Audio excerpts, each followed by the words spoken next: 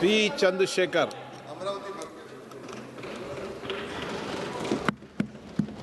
आपकी लोकसभा भी अमरावती है ना? ये लोकसभा अमरावती है।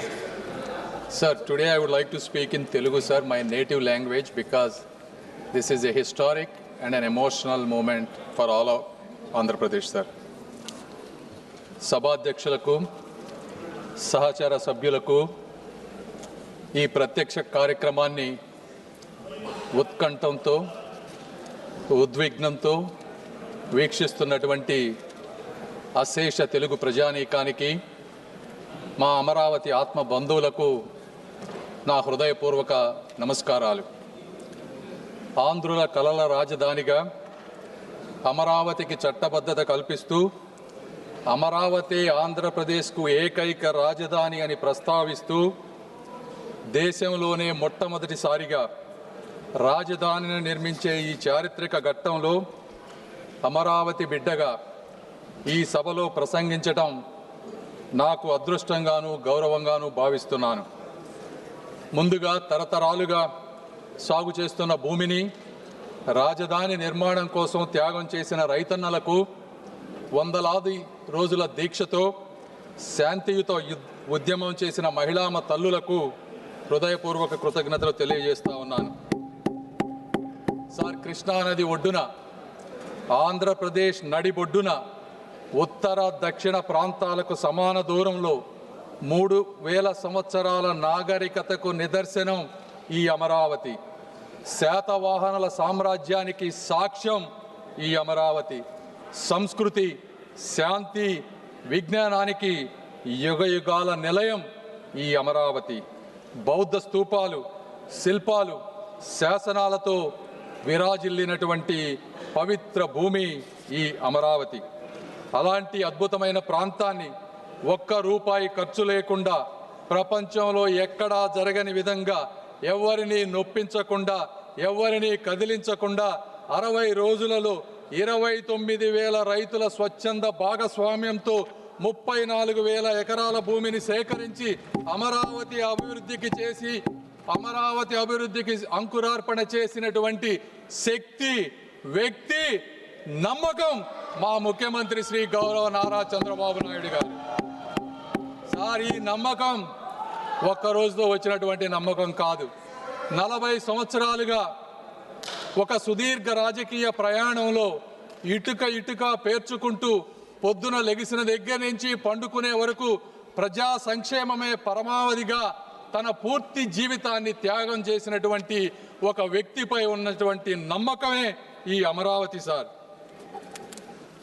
ఆ వ్యక్తిని నమ్మి, రాష్ట్ర హామీని నమ్మి ప్రపంచ స్థాయి రాజధాని వస్తుందని తమ పూర్వీకుల జీవనాధారాన్ని అక్కడ రైతులు వదులుకున్నారు. సార్, 2019 ఆంధ్రప్రదేశ్ జరిగినటువంటి సార్వత్రిక ఎన్నికల్లో ఆ రోజు ఉన్నటువంటి జగన్మోహన్ రెడ్డి గారు పాదయాత్ర చేసి ఊరు తిరిగి ఈ ప్రాంతం చిన్న ప్రాంతం, ఇక్కడ 3 రాజధానులు సరిపోవు, ఈ అమరావతిని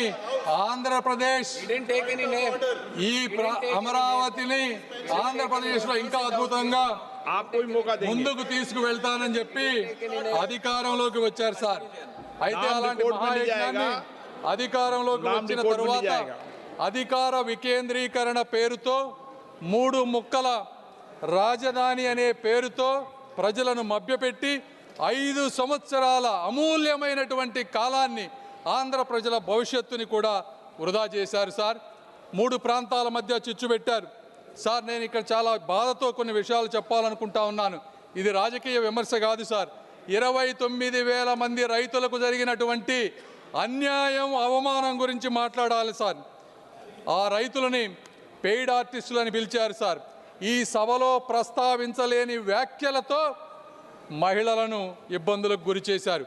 వారిని చూసి నవ్వారు. అమరావతిని మర్చిపోమ్మన్నారు. 30-40 సంవత్సరాలు తన భూమిలో పంటలు పండించిన రైతులు వారి గ్రామాల్లో తిరగటానికి ఐడి కార్డులు చూపించమన్నారు సార్. 144 సెక్షన్ అమలు చేసి వారి స్వేచ్ఛను అడ్డుకున్నారు.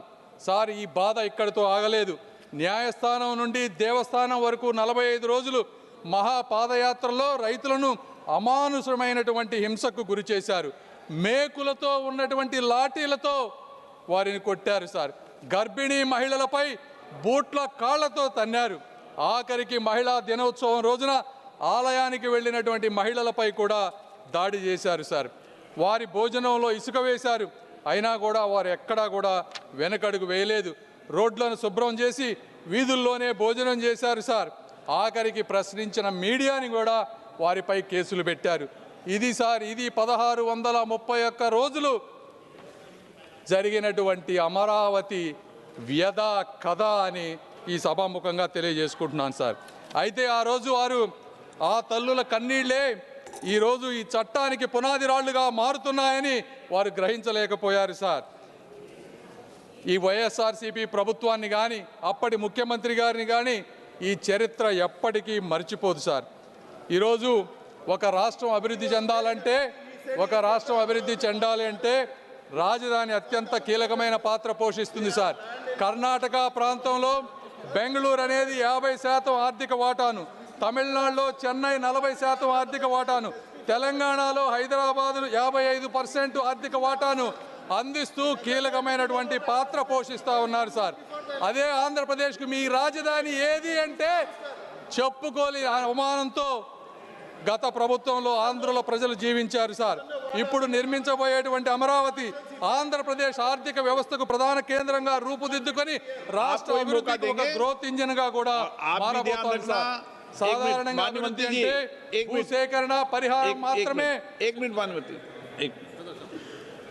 आप भी ध्यान रखना जो सदन के सदस्य नहीं हो तो आप पूर्व के विषय को नाम मत लो और रख दो.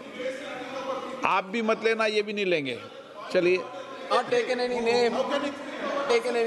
సార్, కానీ ఆర్థిక వ్యవస్థలో మొట్టమొదటిసారిగా ఒక పేద రైతుని భాగస్వామ్యం చేసి ఆర్థిక అభివృద్ధిలో వారిని కూడా ముందుకు తీసుకువెళ్ళేటువంటి మార్గం ఈ అమరావతి దేశానికి చూపించింది సార్. 2014 ఆంధ్రప్రదేశ్ పునర్వ్యవస్థీకరణ చట్టం ఆ రోజు రాష్ట్రానికి ఒకే రాజధాని ఉండాలని నిర్దేశించింది సార్. అయితే ఆ సమయంలో ఆ రాజధాని ప్రాంత పేర్కొనకపోవటం వల్ల చట్టపరమైనటువంటి అనిస్థితి రాష్ట్రంలో రాజకీయ అస్థిరతకు దారితీసింది. ఈ విషయంపై హైకోర్టుకి రాజధాని రైతులు వెళ్ళినప్పుడు 2022లో ఆ రోజు ఉన్నటువంటి ఫుల్ బెంచ్ ఒక స్పష్టమైన తీర్పునిచ్చింది. రాష్ట్ర రాజధాని నిర్ణయించటం లేదా మార్చటం వంటి అధికారాలు రాష్ట్ర అసెంబ్లీ పరిధిలోకి రావని, ఆ అధికారం కేవలం పార్లమెంటుకు మాత్రమే ఉందని స్పష్టం చేసింది. దాని ఆధారంగా ఆంధ్రప్రదేశ్ కేబినెట్ ఆంధ్రప్రదేశ్ రాష్ట్ర రాజధాని అమరావతి అని ఏకంగా తీర్మానం చేసింది. అధ్యక్ష, పెట్టుబడి మరియు అభివృద్ధి అనేది ఒక కీలకమైన అంశంపై ఆధారపడి ఉంటాయి. సర్టనిటీ, స్టెబిలిటీ అనేది కావాలి. పెట్టుబడిదారులు గందరగోళంలో పెట్టుబడి పెట్టరు. బ్యాంకులు, అంతర్జాతీయ సంస్థలు రాజకీయ అస్థిరత్వానికి రుణాలు ఇవ్వవు సార్. ఈరోజు దాదాపు 56,000 కోట్ల రూపాయలతో 91 అత్యంత ముఖ్యమైన మౌలికమైన ప్రాజెక్టులు అమరావతి నిర్మాణంలో జరుగుతూ ఉన్నాయి సార్. హడ్కోలో 11,000 కోట్ల రూపాయల రుణం, ప్రపంచ బ్యాంకు, ఏడీబీ, కేంద్ర ప్రభుత్వం కలిపి 15,000 కోట్ల రూపాయల సహాయాన్ని ఈరోజు అందిస్తూ ఉన్నాయి సార్. అదేవిధంగా క్వాంటమ్ వ్యాలీతో చరిత్రకు అమరావతి స్వాగతం పలుకుతుంది సార్. ఇవన్నీ జరిగినప్పటికీ అందరి మనసులో ఒకే ఒక ప్రశ్న, అమరావతి శాశ్వత రాజధానిగా ఉంటుందా అనేది ఉండేది సార్. అయితే ఈ చట్ట సవరణతో ఆ అనిశ్చితి తగ్గి అభివృద్ధి వేగం జరగబోతా ఉంది. రాజధానులు అనేది ఎన్నికల కోసం కాదు సార్, తరతరాల కోసం నిర్మించబడతాయి. ప్రభుత్వాలు మారినా కూడా విధానాలు ఏకపక్షంగా మారకూడదు. ఈ విధంగా ప్రభుత్వాలు ముందుకు వెళ్ళినప్పుడు మాత్రమే ప్రజల పట్ల కానీ, పార్లమెంటు పట్ల కానీ, ప్రజాప్రతినిధుల పట్ల కానీ ఒక విశ్వాసం వస్తుంది. కాబట్టి ఈ కార్యక్రమాన్ని ఈ విధంగా ముందుకు తీసుకువెళ్తూ ఈరోజు ఈ కార్యక్రమానికి వచ్చిన విధంగా నేను అనేక మంది వ్యక్తులకు కృతజ్ఞతలు తెలపాలి సార్. మొట్టమొదటిసారిగా గౌరవ ప్రధానమంత్రి నరేంద్ర మోదీ గారికి ఆంధ్రప్రదేశ్ రాజధానికి కేంద్ర మద్దతు ఇవ్వాలన్న ఆయన హామీపై ఆంధ్రప్రదేశ్ ప్రజలకు అచంచలమైనటువంటి విశ్వాసం ఉంది. మోదీ గారు ఇచ్చిన మాట నిలబెడతారని గత 12 సంవత్సరాలుగా ఎన్నోసార్లు నిరూపించబడింది. అదే ఈరోజు ఆ విశ్వాసం మరొక్కసారి రుజువైంది సార్. రెండవది, మా ముఖ్యమంత్రి గారు శ్రీ నారా చంద్రబాబు నాయుడు గారు, అమరావతి ఆయన ఆశయం, ఆయన కళ, ఆయన ధ్యేయం. రాష్ట్ర అభివృద్ధిలో రైతులను భాగస్వాములుగా మార్చిన ఆయన దూరదృష్టి చరిత్రలో నిలిచిపోతుంది. ల్యాండ్ పూలింగ్ విధానం, ప్రపంచ స్థాయి ప్రణాళిక ఇవన్నీ వారి నాయకత్వానికి నిదర్శనం సార్. ఎన్ని అడ్డంకులు వచ్చినా, ఎన్ని పరీక్షలు ఎదురైనా అమరావతి అనే స్వప్నాన్ని ఒక్క క్షణం కూడా పట్టు వదలని సంకల్పం ఆయనది సార్. మూడవ వ్యక్తి శ్రీ పవన్ కళ్యాణ్ గారు తన గళంతో, తన శక్తితో ప్రజా ఉద్యమ స్ఫూర్తిని నింపి కూటమి ఐక్యతకు, తెలుగు ప్రజల అభివృద్ధికి కంకణబద్ధుడైనటువంటి నాయకుడు శ్రీ పవన్ కళ్యాణ్ గారు సార్. ఈ ముగ్గురి కలయిక అమరావతి ఆశయానికి ఒక శక్తి, తెలుగు వారి భవిష్యత్తుకు ఒక భరోసా సార్. అదేవిధంగా ఈ కార్యక్రమాన్ని ముందుకు తీసుకువచ్చిన మరొక ముఖ్యమైనటువంటి ఇద్దరు వ్యక్తులు అమిత్ షా గారికి, అదేవిధంగా వెనక ఉండి ముందుకు నడిపిస్తున్నటువంటి మా యువ నాయకులు నారా లోకేష్ గారికి కూడా కృతజ్ఞతలు సార్. అదేవిధంగా ఇందులో ఇంకొక వ్యక్తిని కూడా మనం ప్రస్తావించాలి సార్. అమరావతిని అణిచివేయాలని, ఆపివేయాలని ఆయన చేసినటువంటి ప్రయత్నం సామాన్యమైనది కాదు సార్. జేసీబీలతో, జైళ్లతో భయపెట్టి కూల్చివేతలు సాగించి ఆయన చేసిన రాజకీయ విధ్వంసం కూడా ఒక చరిత్రే సార్. ఆయన అణిచివేత వల్లే ఈరోజు రైతుల గుండెల్లో అమరావతి ఒక ఉద్యమ అగ్నిగా రగులుతా ఉంది. ఆయన చేసిన అడ్డంకుల వల్లే ఈ రాజధాని ప్రాముఖ్యత దేశమంతా కూడా మారుమోగిపోయింది. ఆయన సృష్టించిన అస్థిరత వల్లే నేడు పార్లమెంటు సాక్షిగా అమరావతికి తిరుగులేని చట్టబద్ధత కల్పించాల్సిన అవసరం కూడా ఏర్పడించింది. వారు సృష్టించిన అడ్డంకులే ఈ అమరావతి పురోగతికి పునాదులయ్యాయి సార్. ఆఖరిగా పొట్టి శ్రీరాములు త్యాగంతో పుట్టినటువంటి రాష్ట్రం మా ఆంధ్ర రాష్ట్రం సార్. రైతుల త్యాగంతో రూపుదిద్దుకుంటున్నటువంటి రాజధాని మా అమరావతి సార్. ఆత్మగౌరవ పునాదులపై తెలుగు జాతిని మేల్కొల్పిన అన్న నందమూరి తారక రామారావు గారు వంటి చరిత్ర మా తెలుగు చరిత్ర సార్. ఆంధ్రులు ఎక్కడ ఉన్నా కూడా అక్కడ అభివృద్ధి వికసిస్తుంది. తమిళనాడు నుంచి విడిపోయి కర్నూలు వెళ్ళినప్పుడు ఆ రోజున హైదరాబాద్ని కామన్ క్యాపిటల్గా అందరం డెవలప్ చేసుకుంటామంటే అక్కడికి వెళ్ళి ఆ నగరాన్ని ప్రపంచ పటంలో నిలపడంలో తెలుగువారు ఒక ముఖ్యమైనటువంటి పాత్ర పోషించారు సార్. చెన్నైలో పరిశ్రమలకు బలం తెలుగువారు ఇచ్చారు. బెంగళూరు, పూణేల్లో సాంకేతిక విప్లవానికి తెలుగువారు ముద్ర వేశారు. ఆఖరికి అమెరికాలో కూడా అభివృద్ధికి తెలుగువారు తోడ్పడుతూ ఉన్నారు సార్. చరిత్రలో ఇదే సంకల్పం, ఇదే ఐక్యత, ఇదే ప్రగతి పదం కూడా అమరావతి నిర్మాణానికి ఒక పునాది కాబోతా ఉంది సార్. ఆ రోజుల్లో పొట్టి శ్రీరాములు గారు 58 రోజులతో దీక్ష చేసి ఆంధ్ర రాష్ట్రాన్ని ఏర్పరిచిన, అదేవిధంగా 1631 రోజులు ఈరోజు రైతులు రోడ్డెక్కి నిరాహార దీక్ష చేసిన తిరిగి లేచి నిర్మించగలిగే జాతి తెలుగు జాతి సార్. కాబట్టి ఇలాంటి చారిత్రక ఘట్టానికి, చట్టానికి మద్దతు తెలుపుతూ అమరావతి నిర్మాణంలో భాగస్వాములైనటువంటి ప్రతి ఒక్కరికి కూడా శిరస్సు వంచి నమస్కరిస్తూ I earnestly request that this bill be passed unanimously and with one voice. Jai Hind, Jai Andhra Pradesh, Jai Amaravati. Thank you.